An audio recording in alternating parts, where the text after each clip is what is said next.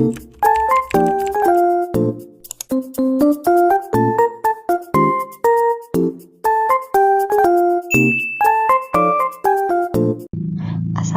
teman-teman, welcome back to my video. Hari ini mari kita bahas lagi soal-soal untuk persiapan tes P3K di tahun 2024 ini. Karena sebentar lagi tes P3K akan dibuka ya teman-teman. Namun sebelumnya jangan lupa dulu di like, komen, dan juga subscribe channel ini agar channel ini terus berkembang. Lalu nyalakan juga loncengnya teman-teman biar dapat notifikasi video terbaru dari aku. Karena insya Allah kedepannya aku akan sering buat video-video pembahasan tentang soal-soal untuk kebidanan di P3K bidan ya teman-teman. Oke teman-teman, kalau gitu kita lanjut aja ke nomor yang pertama ya. Oke teman-teman, aku bacakan soalnya ya. Seorang perempuan umur 28 tahun P2A0, nipasnya baru 1 bulan nih, datang ke Poskesdes dengan hasil anamnesa ibu berencana memberi ASI perah karena bulan depan akan segera kembali bekerja. Oke. Namun ibu khawatir karena hanya memiliki kulkas 1 pintu. Nah, ini berapa lamakah ASI dapat disimpan di freezer? Oke, teman-teman.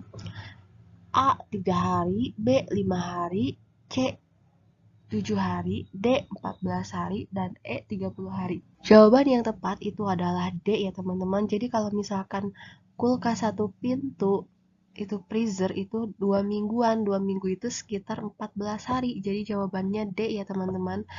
Kalau misalkan kulkasnya 2 pintu itu biasanya 3 sampai 6 bulan. Tapi karena ini kulkasnya 1 pintu, jadi sekitar 2 minggu atau 14 hari ya teman-teman. Kalau misalnya disimpan di ruangan itu berapa teman-teman? Itu bisa sampai kurang lebih kalau misalkan tanpa AC itu 4 jam. Tapi kalau misalkan dengan AC itu 6 sampai 8 jam ya teman-teman. Nah, ini ya teman-teman. Jadi kalau misalkan ASI baru diperah terus disimpan di dalam cooler bag dengan suhu 15 derajat itu sekitar 24 jam. Kalau di ruangan yang tanpa AC itu 4 jam.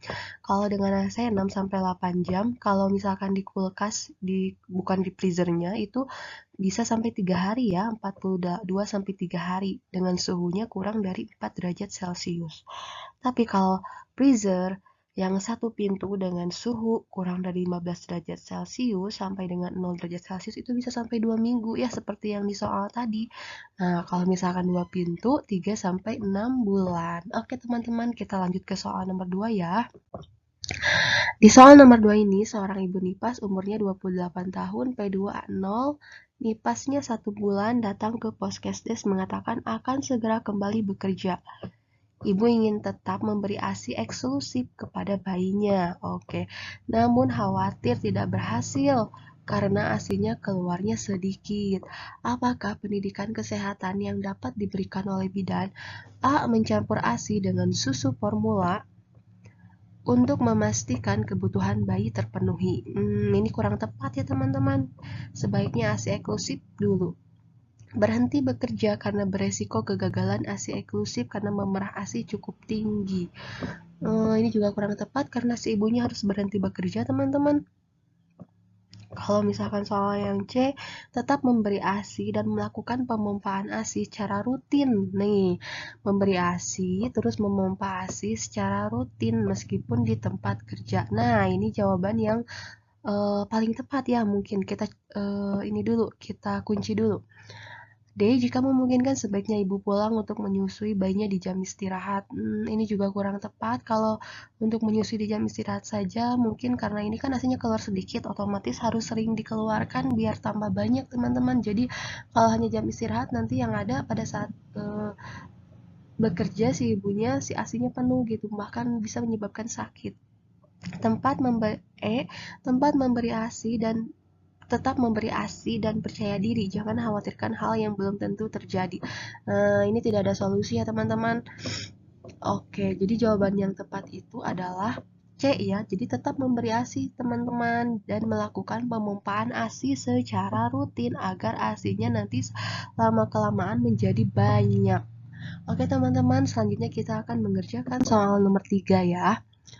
Di soal nomor 3 ini, seorang perempuan nih umurnya 33 tahun, P20 14 hari postpartum. Saat bidan melakukan kunjungan rumah, pasien mengeluh masih keluar cairan dari jalan lahir berwarna putih.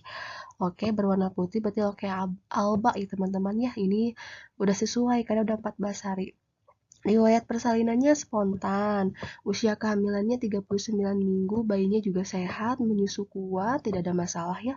KU-nya baik, kompos mentis, tekanan darah 100/60, respirasinya 24 kali per menit, suhunya 37 derajat Celcius, dan nadinya 78 kali per menit. Payudara juga membesar, berarti ASI-nya ada ya teman-teman, bagus. Puting juga menonjol, tidak tidak bagus seperti normal ya, tidak kelelep gitu. ASI keluar lancar. Nah, berapa TFU pada kasus tersebut? Oke. A. TFU 2 jari di atas pusat. B. TFU setinggi pusat.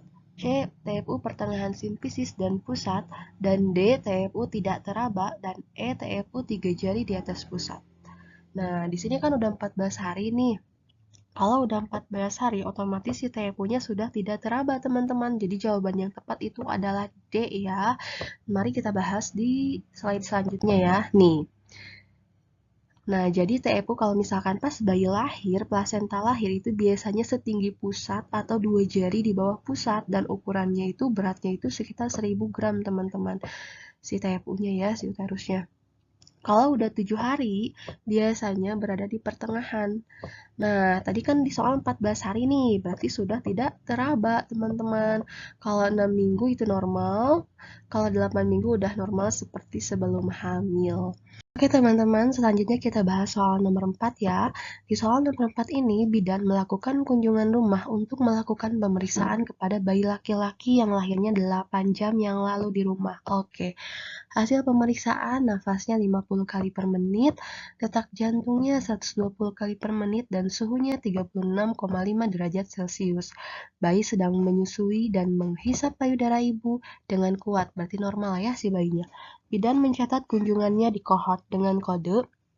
Oke, dari A, B, C itu KN-KN-nya, berarti kunjungan neonatus itu benar. Kalau misalkan D sama F, E itu KF, berarti kunjungan nifasnya otomatis kita eliminasi.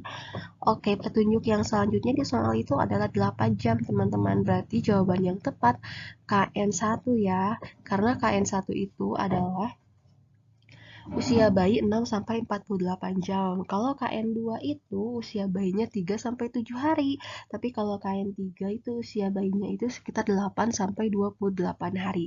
Jadi jawaban yang tepat adalah A ya. Oke, selanjutnya di soal nomor 5 ini, bidan dan petugas puskesmas akan datang ke SD negeri di wilayah kerjanya untuk memberikan imunisasi bias kepada siswa kelas 1 dan 2. Apakah jenis imunisasi yang disiapkan oleh bidan? A. Campak dan TD, B. DT dan MMR, C. IPV dan MMR, D. MMR dan campak, dan E. DPT dan campak. Jawaban yang tepat apa teman-teman? Jawabannya adalah A ya teman-teman. Karena program imunisasi itu kalau misalkan untuk kelas 1 itu diberikan campak di bulan Agustus dan DT di bulan November teman-teman. Kalau untuk kelas 2 biasanya bersamaan dengan kelas 5 itu diberikan imunisasi TD di bulan November. Jadi jawaban yang tepat adalah campak dan juga TD ya. A ya. Oke teman-teman, selanjutnya kita akan mengerjakan soal nomor 6. Di soal nomor 6 ini bidan sedang melakukan pemeriksaan fisik pada bayi baru lahir normal. Berapakah ukuran lingkar kepala normal? Nih, teman-teman udah pasti pada tahu ya lingkar kepala normal bayi baru lahir. A 31 sampai dengan 35, B 32 sampai dengan 36, C 33 sampai dengan 37, dan D 37 sampai 40, E 38 sampai 42. Nah, jawaban yang tepat udah pasti C ya teman-teman. Jadi lingkar kepala normal itu ukurannya 33 sampai dengan 37 cm. Oke teman-teman, selanjutnya kita akan mengerjakan soal nomor 7. Di soal nomor 7 ini, seorang bayi perempuan umur 1 hari lahir spontan per pagi 6 nih. Dengan usia kehamilannya A term di PMB. Dilakukan pemeriksaan dengan hasil pernafasannya 40 kali per menit, berat badannya 2.850 gram, panjang badannya 49 cm, timbul warna kuning pada kepala dan juga leher nih, kuning kepala di kepala dan juga di leher. Bayinya menyusu kurang kuat ya, mungkin karena kuning itu. Menurut Kramer, termasuk daerah berapakah kasus ikterik tersebut? A4, B2, C1, dan D3, dan E5. Oke teman-teman, silakan kalian jawab terlebih dahulu. Jawabannya adalah C ya teman-teman. Karena kuningnya itu di bagian kepala dan juga leher gitu. Kalau misalkan 2 itu biasanya sampai ke dada. Kalau misalkan 3 itu biasanya sampai ke bagian umbilikus ya. Sampai ke lutut teman-teman, batasnya itu kalau 3. Kalau misalkan 4 itu sampai dengan pergelangan kaki dan juga tangan. Kalau misalkan 5 itu udah sampai ke telapak tangan dan kaki. Oke, mari kita bahas aja teman-teman di sini ya. Nih, udah aku sertakan. Jadi derajat 1 itu kepala dan leher sesuai dengan kasus tadi ya. Kalau misalkan 2 itu udah bagian dada. Kalau misalkan 3 itu udah dada, umbilikus sampai ke lutut teman-teman batasnya. Terus kalau misalkan 4 itu udah sampai dengan pergelangan-pergelangan tangan, pergelangan-pergelangan kaki ya. Dan 5 itu udah sampai dengan telapak tangan dan juga kakinya udah sampai ke telapak gitu. Jadi jawaban tadi yang tepat itu adalah 1 ya derajatnya. Oke teman-teman, sampai di sini dulu video pembahasan kali ini. Terima kasih sudah menonton video ini. Untuk teman-teman yang ingin rekomendasi buku, silahkan boleh di check out ya teman-teman. Itu teman-teman bukunya itu bagus karena isinya sudah lengkap, juga udah sesuai dengan kisi-kisi Permenpan RB. Oke teman-teman, sampai jumpa dulu. Assalamualaikum warahmatullahi wabarakatuh.